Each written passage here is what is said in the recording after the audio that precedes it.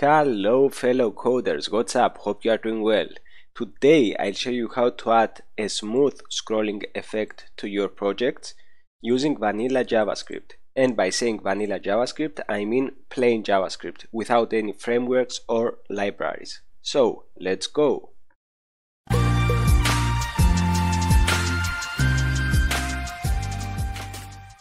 Alright, using as a starting point the project we've created in the video with title Responsive Navbar with HTML, CSS and JavaScript, feel free to check it out by the way, we will take it a step further in order to improve user experience by adding the smooth scrolling effect with JavaScript. So up to this point, if we click on an anchor element which points to some different location in our web page, we can see that an instant transition to the new location takes place. In the previous video with the title Smooth Scroll with CSS, we've replaced this default behavior with a smooth scrolling animation using CSS.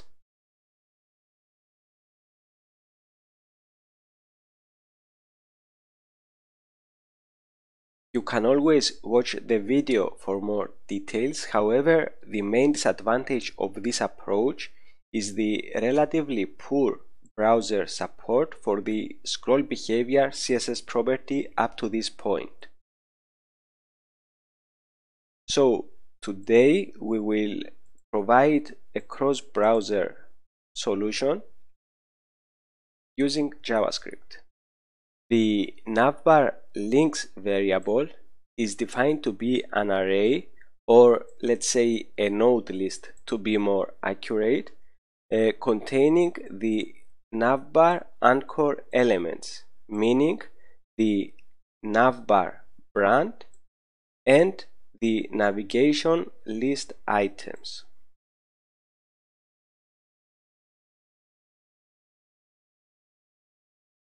In this line of code, we add an event listener for the click event for each navbar link, so for each navbar anchor element.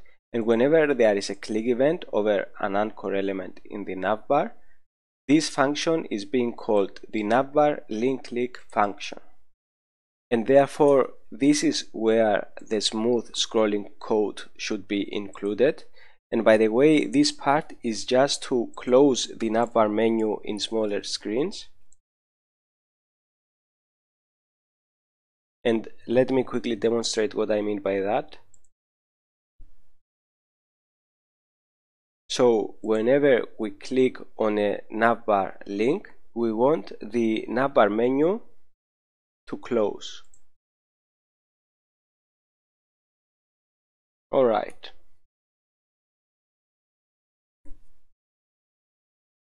Now, instead of writing all the smooth scrolling related code in here, let's just call the smooth scroll function from here and implement it separately.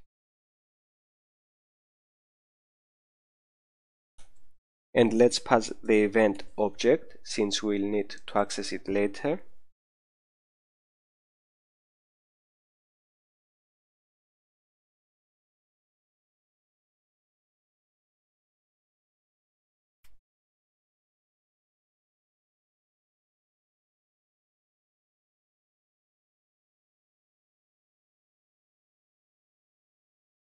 Alright, for starters, let's console log something. And let's say event.target. This will be the actual element that was clicked. So now if we save and open the DevTools with F12, we won't need the mobile view for now. We can see that by clicking on a navbar link, we get the clicked anchor element, and we can then extract the href attribute in order to get the targeted section, the new location of the page we want to navigate to.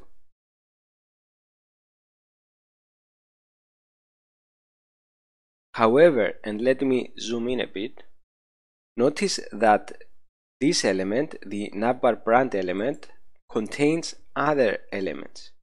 So if I specifically target the W letter or the D letter, we get a span element instead of an anchor element, and that's because the specific element that was clicked was a span element. In order to ensure that we'll always get the element that is actually listening for the event, in other words, that we will always get a navbar link element, we should rather use the current target property here instead of target.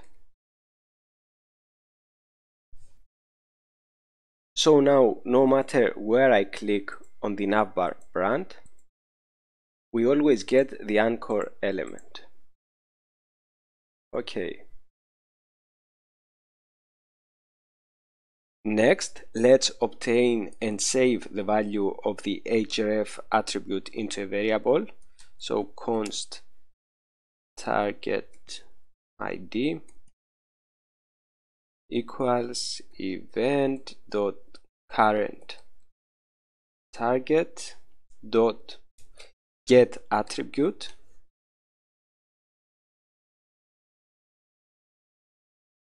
href.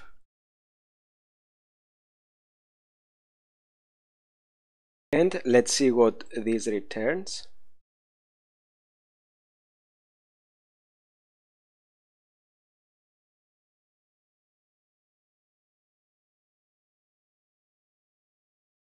Okay. Now, before proceeding to our final cross-browser solution, let's first present a couple of native JavaScript solutions which, similarly to the CSS solution we presented in the previous video, are not yet cross-browser compatible. Okay, so this will be, let's say, as our first approach number one, and in this case we'll use the window.scrollTo function, or we could use the window.scroll as well. They are effectively the same. And let's quickly go through the windows.scrollTo function. So it scrolls to a particular set of coordinates in the document, and we can either use it this way, defining the x coordinate and y coordinate. Recall that the upper left corner of the browser window is 0.00, and from left to right x increases, and from top to bottom y increases. Or we could alternatively define the options object.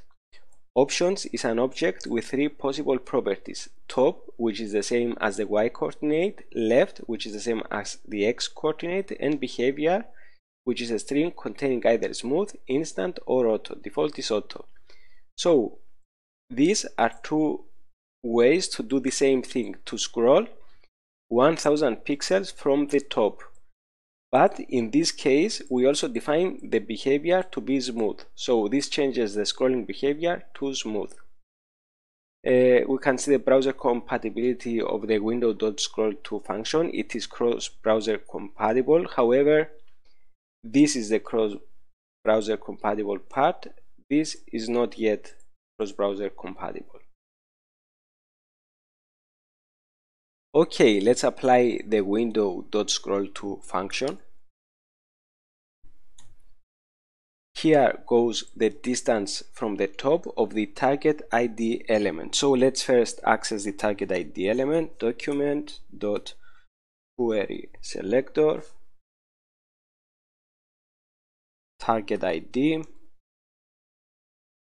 And in order to get the distance from the top, we'll use the .offset top method. Okay, and since we are redefining the link click behavior here, we should first prevent the default behavior from happening. So event.prevent default. Nice, and let's check if it works.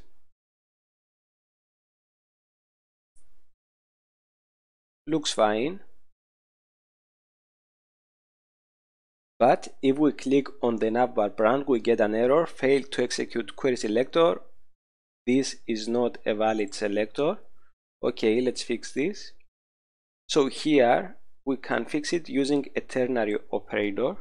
So if target ID equals to this, then in this case go to 0 to the top, otherwise go here. So now if we save,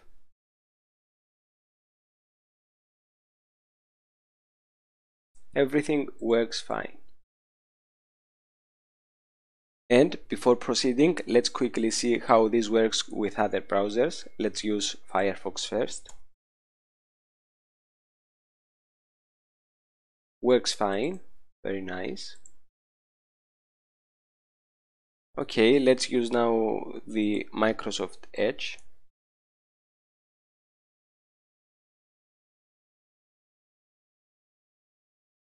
So no matter how hard I hit the mouse or how fast, it still doesn't do anything. So this part, it does not recognize this part, and since we've prevented the default behavior from happening, it doesn't even move to the linked locations, which sucks. And I will not even dare to try with Internet Explorer. So let's continue with our next approach. And this will be using the element.scrollIntoView method. The element here will be the target element we want to scroll into view. And let's copy this part and comment it out. And let's take a quick look on the element.scrollIntoView method.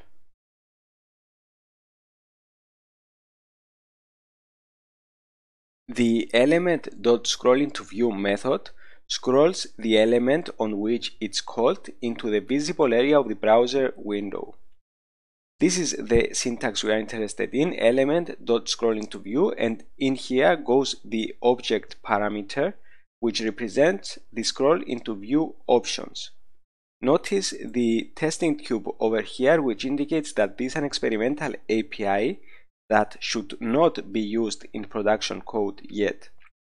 The object has the following properties: behavior, which defines the transition animation. In our case, we'll use the smooth value in order to achieve the smooth scrolling effect. The block and inline properties refer to the alignment of the element relative to the visible area of the scrollable ancestor. And here's an example. So the element, which in this case is the document.getElement by ID box, so the element with ID box, is scrolled into view according to these options. And let's see the browser compatibility. The basic support is more or less there. However, the scroll into view options is not supported by Internet Explorer, Safari, and it's partially supported by Microsoft Edge, in the sense that indeed it does navigate us to the targeted element, however without the smooth scrolling effect. So this is support for desktops, and this is the support for mobile phones. Okay, let's copy this part and let's implement the method. We should first replace the element with the target ID element. Here it is, document.querySelector target ID. We should then replace the instant value for the behavior property with smooth, and also the end value for the block property with start, since we want the top of the element to be aligned to the top of the visible area. The nearest value for the inline property is the default value, so we could as well just ignore it. So now if we save and test,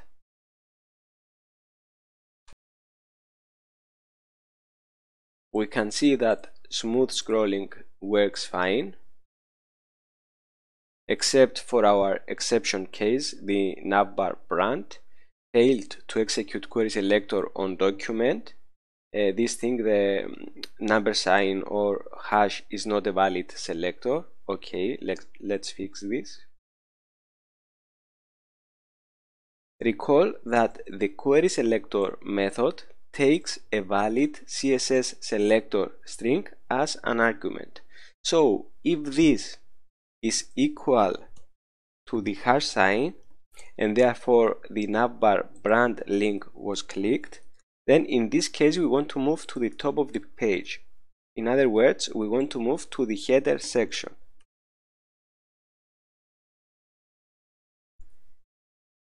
Otherwise, we want to move here.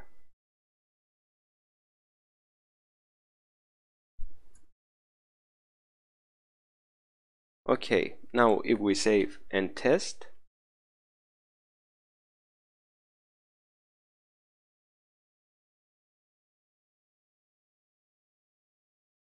we can see that everything works fine. Okay, let's proceed to the third and final approach, which also provides a cross-browser solution for smooth scrolling with Vanilla JavaScript. This will be using the window.requestAnimationFrame method. And let's copy this part, comment it out, paste it here, and let's take a quick look on this method.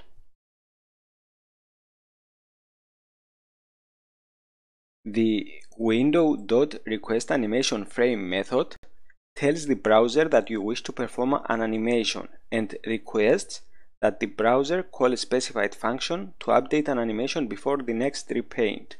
The method takes a callback as an argument to be invoked before the repaint. The number of callbacks is usually 60 times per second, so this method is like a replacement for the setInterval method when it comes to animation. It is considered to provide higher quality animation than the setInterval method. I won't expand in the comparison between these two methods right now. Feel free to do your research. Here's the syntax, window.requestAnimation, and here comes the callback function. The setInterval method has an additional parameter which defines the intervals in milliseconds on how often to execute the code. We don't need the extra parameter here because this is predefined, is 60 times per second, so the interval is, and let me use the calculator here,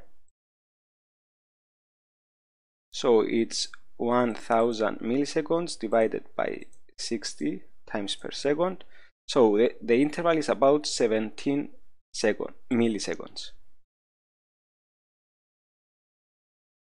Callback, a parameter specifying a function to call when it's time to update your animation for the next repaint. Here is an example. Let me copy this. And the browser support, quite good, everything is green. Okay, let's continue. And let's paste the example here. We won't need these two lines of code, and let's replace var with const. I prefer to add this line of code before the definition of the callback function. Okay, so as a first step, we call the requestAnimationFrame method with the step callback function, which is defined here. It takes the timestamp as a parameter. This line of code is only executed once at the first repetition. So if start is null, then define start to be equal to the timestamp. So start will be the starting point of the animation. progress will be the elapsed time of the animation. It will be the difference between the timestamp and the starting point. Here we define the animation, which of course will be related to the progress, to the elapsed time, and this is the continuation condition and at the same time the ending condition. So in this case, if progress is less than 2 seconds, then keep calling the requestAnimationFrame method. Otherwise, stop calling it. And let's use a variable here instead of hard coding a value. Duration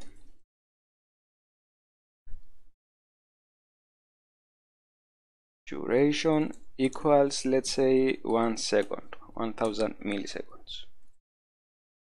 Now, before defining the animation here, we need to know the position of the target element and also our current position in the document.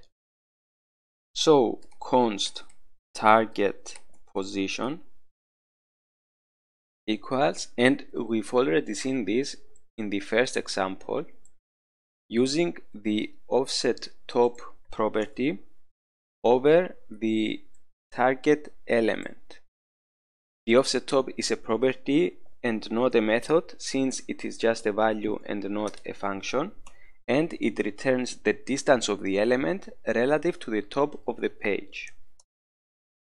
Next, we need to know our current position,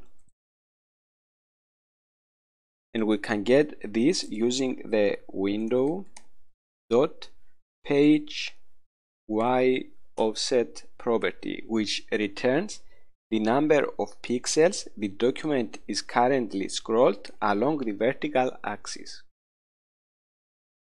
And finally, we'll need the distance between the target position and the start position.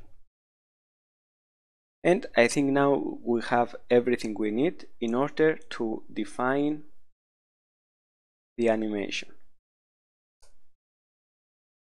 So in each step we want to scroll to,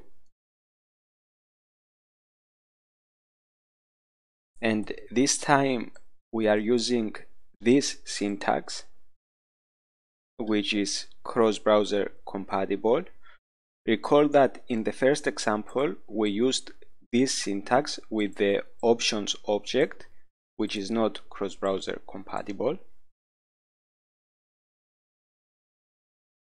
So the first parameter, which corresponds to the x-coordinate, will of course always be equal to 0, since we are only interested in vertical scrolling. Y-coordinate in each new step will be equal to, and please bear with me, distance times progress divided by duration plus the start position.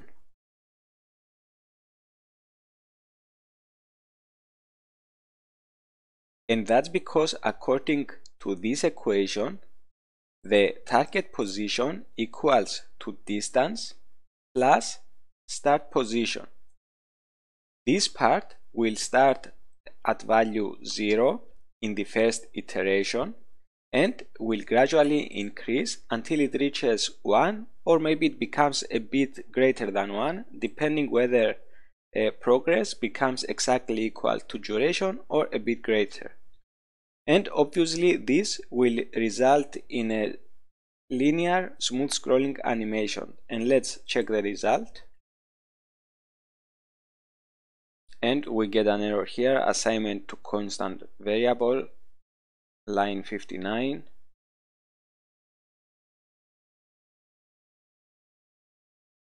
Of course, we should use the let keyword here instead of const to define the start variable, since we reassign a value here.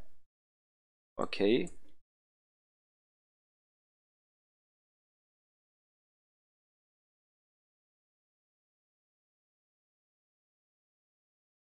Works fine. However, linear is a bit dull. What if we wanted to add some other scrolling function? Well, if we search for easing functions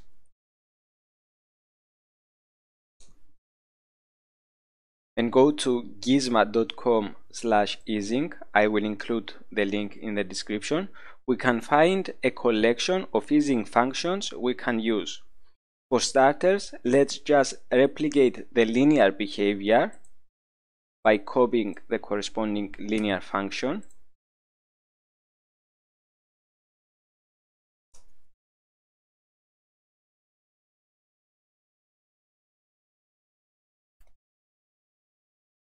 We can see that the linear function returns exactly the same expression as the one we've created. So we can alternatively write this using the linear function.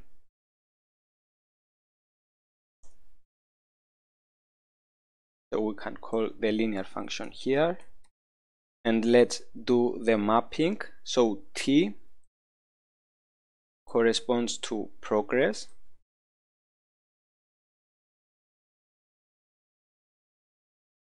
B corresponds to start position,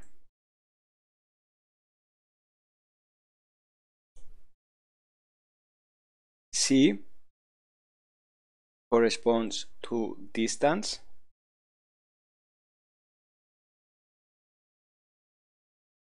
and finally D corresponds to duration. So if we save and test,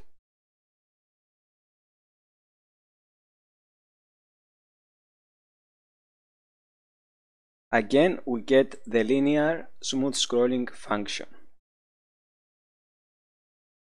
And let's try a couple of other easing functions. Let's go for the quadratic easing in-out function.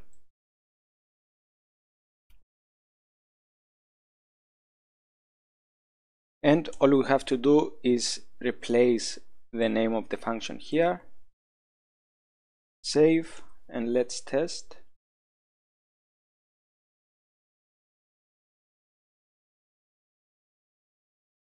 Nice, better than linear, I think.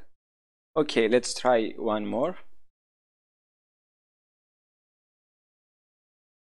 And let's go for the cubic easing in-out function.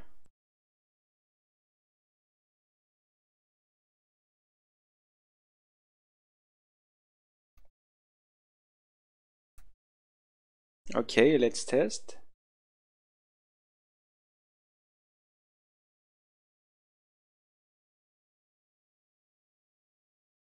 Looks nice. You can always experiment with other functions. And of course, we could also change the duration. For example, let's try 3 seconds.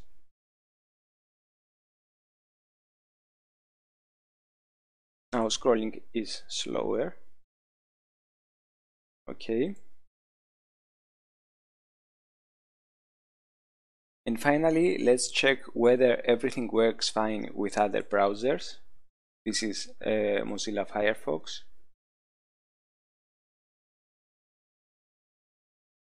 Works fine.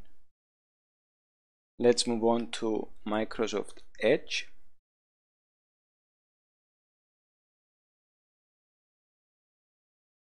Nice.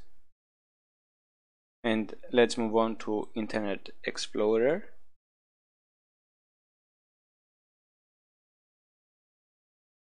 And of course, it's not working because Internet Explorer is so special.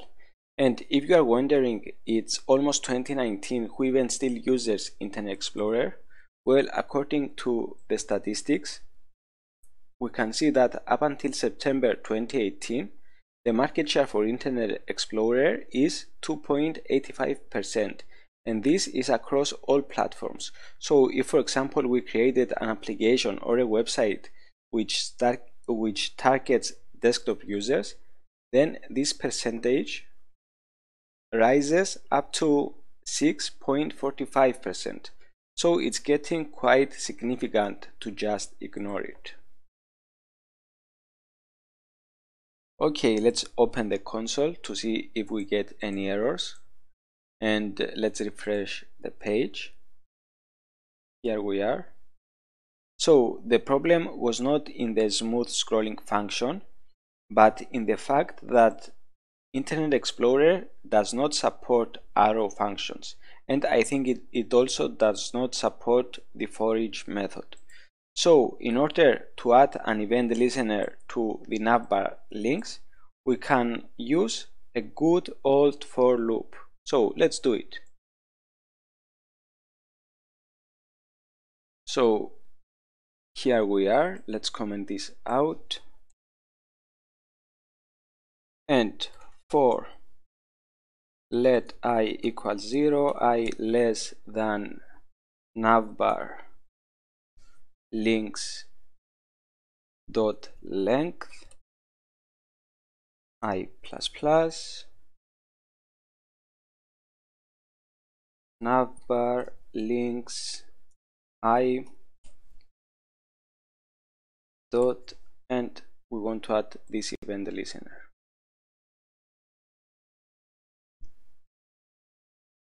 And I think that's all. So let's save and test.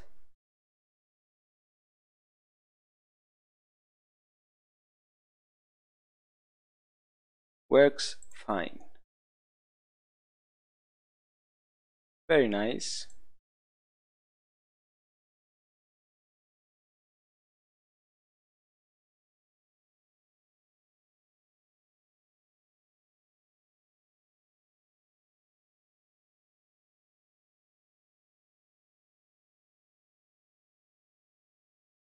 Alright, that's all. Thanks for watching, guys. For any questions, suggestions, or just to say hi, please use the comment section below. Also, hit the like button if you liked this video. Don't forget to subscribe if you want more. Till next time, keep coding, keep improving, and enjoy the journey. Take care. Bye.